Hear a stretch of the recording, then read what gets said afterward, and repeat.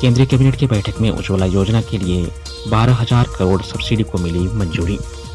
केंद्रीय मंत्रिमंडल ने रक्षाबंधन से पहले शुक्रवार को कई बड़े फैसले लिए हैं। प्रधानमंत्री नरेंद्र मोदी की अध्यक्षता में हुई कैबिनेट की बैठक में वित्त वर्ष 2025-26 के लिए प्रधानमंत्री उज्ज्वला योजना के तहत 12,000 करोड़ रुपये की सब्सिडी को मंजूरी दी गई है। सरकार के इस फैसले से उज्ज्वला योजना के तहत कनेक्शन धारकों को रसोई गैस सिलेंडर 300 रुपये सस्ते मिलते रहेंगे। इससे करीब 10 करोड़ परिवारों को लाभ होगा। इसके साथ ही सरकार ने घरेलू रसोई गैस की कीमतों को बढ़ाने से रोकने के लिए 30,000 करोड़ के विशेष पैकेज का भी प्रबंध किया है। रसोई गैस के दाम नहीं बढ़ाने के एवज में ऑयल मार्केटिंग कंपनियों को हुए घाटे की भरपाई इस पैकेज से की जाएगी। पूर्व विधायक संजीव सिंह को सुप्रीम कोर्ट से मिली जमानत। पूर्व डिप्टी मेयर व कांग्रेस नेता नीरज सिंह हत्याकांड में जेल में बंद झरिया के पूर्व विधायक संजीव सिंह को सुप्रीम कोर्ट से बड़ी राहत मिली है। उन्हें सशर्त जमानत मिली।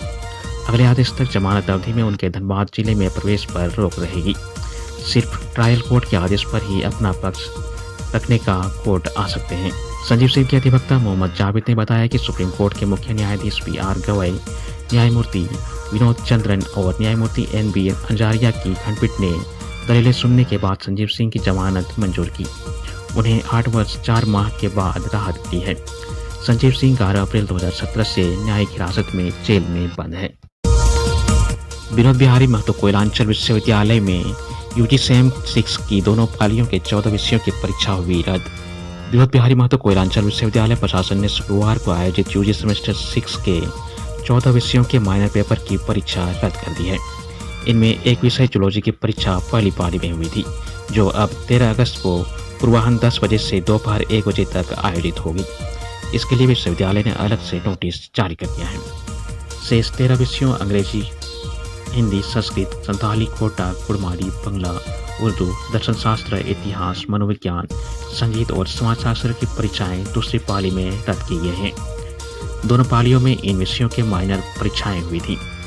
परीक्षा विभाग द्वारा दूसरी पाली के लिए जारी नोटिस में कहा गया है कि अपरिहार्य कारणों से ये सभी परीक्षाएं रद्द की जा रही है। जल्द ही इन विषयों की परीक्षा की नई तिथि घोषित होगी। सूत्रों के अनुसार इन सभी विषयों के प्रश्न पत्र आउट ऑफ सिलेबस थे। अधिकारियों के मुताबिक प्रश्न पत्र गलत सिलेबस के आधार पर सेट किए गए थे। राज्य के कृषि मंत्री नेहा तिर्की ने कृषि निदेशालय का किया औचक निरीक्षण। झारखंड के कृषि पशुपालन एवं सहकारिता मंत्री शिल्पी नेहा तिर्की ने शुक्रवार को कांके रोड स्थित कृषि निदेशालय का औचक निरीक्षण किया। इस दौरान मंत्री ने विभागीय कर्मियों और अधिकारियों से उनके काम की जानकारी ली। औचक निरीक्षण के क्रम में कृषि मंत्री किसान कॉल सेंटर भी पहुंची।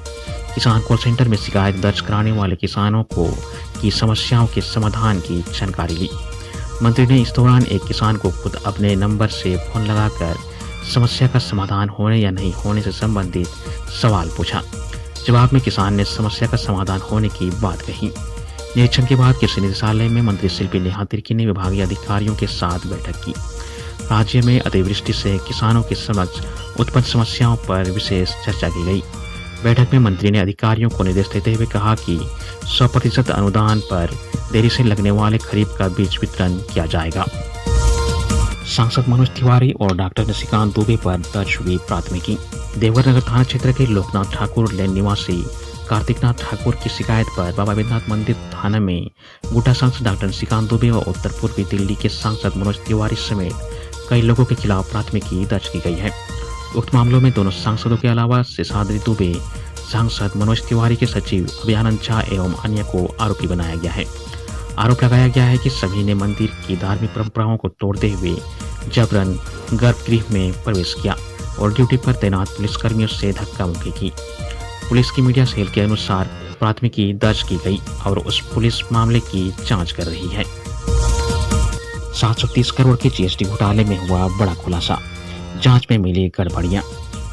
730 करोड़ से अधिक के GST घोटाले में चुकाने वाले खुलासे हो रहे हैं।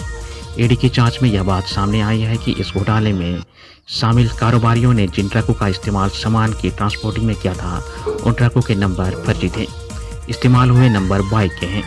बाइक के जरिए ही सामान की ट्रांसपोर्टिंग दिखाकर फर्जी GST बिल तैयार कर इनपुट टैक्स क्रेडिट का लाभ लिया गया था। इसके लिए फर्जी ई-वे बिल भी तैयार किए गए हैं।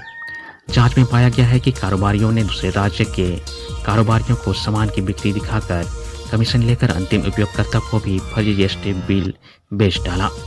इस बिल के सहारे अंतिम उपयोगकर्ता ने भी इनपुट टैक्स क्रेडिट का लाभ लिया है। ईडी ने मेसर्स पुंजासी इंटरप्राइजेज द्वारा मेसर्स तिरुमाला को बेचे गए स्क्रैप से संबंधित दस्तावेजों की जांच की तो पता चला है कि पुंजासी इंटरप्राइजेज द्वारा 25-30 टन स्क्रैप तिरुमाला इंटरप्राइजेज को बेचने के लिए जीएसटी बिल दिया गया था। बीएड व नर्सिंग प्रवेश परीक्षा का रिजल्ट जारी नहीं होने से छात्र परेशान।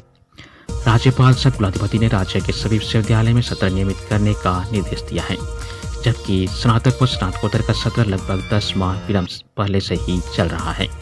वहीं दूसरी तरफ झारखंड संयुक्त प्रवेश प्रतियोगिता परीक्षा परिषद ने अब तक बीएड व नर्सिंग प्रवेश परीक्षा का रिजल्ट जारी नहीं किया है। जैसे ईसीबी ने बीएड एमएड 2025 सत्र के लिए 11 मई 2025 को प्रवेश परीक्षा का आयोजन किया था। नामांकन के लिए 4 जुलाई 2025 को रिजल्ट भी जारी किया व 7 जुलाई से काउंसलिंग तथा 20 जुलाई से नामांकन की तिथि भी निर्धारित की गई थी। लेकिन जैसे ईसीबी ने 7 जुलाई को काउंसलिंग तिथि के दिन ही परीक्षा फल ही रद्द कर दिया।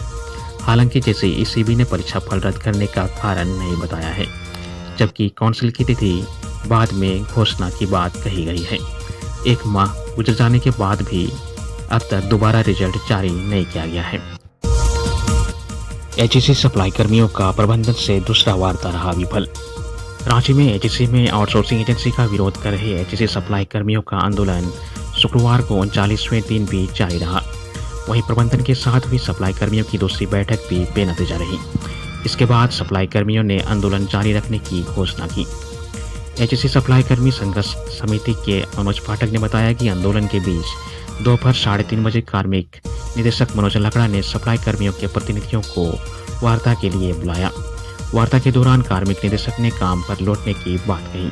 इस पर प्रतिनिधियों ने कहा कि जब तक पुरानी व्यवस्था लागू नहीं होगी, आंदोलन जारी रहेगा। निदेशक ने कहा कि प्लांट स्तर पर टेंडर को लेकर कुछ नियम बनाए गए हैं, जिसकी जानकारी उन्हें नहीं थी, इसलिए मांगों पर आगे विचार किया जाएगा। सप्लाई कर्मियों ने कहा, हमारे हक अधिकार काट कर कंपनी का उत्पादन नहीं बढ़ाया जा सकता है। पुरानी व्यवस्था को लागू कर पुराना पंचिंग कार्ड वापस किए जाए। सदस्यों ने ग्रेच्युटी भुगतान की मांग की। इस पर निदेशक ने कहा कि पैसा आने पर सेवानिवृत्त कर्मियों को भुगतान किया जाएगा। निदेशक ने कहा कि फिलहाल वह कुछ नहीं कर सकते। प्रतिनिधियों ने कहा कि जिनको क्वार्टर खाली करने का नोटिस भेजा गया है, उन्हें प्रबंधन फाइनल सेटलमेंट कर दे, तब वे क्वार्टर खाली कर देंगे।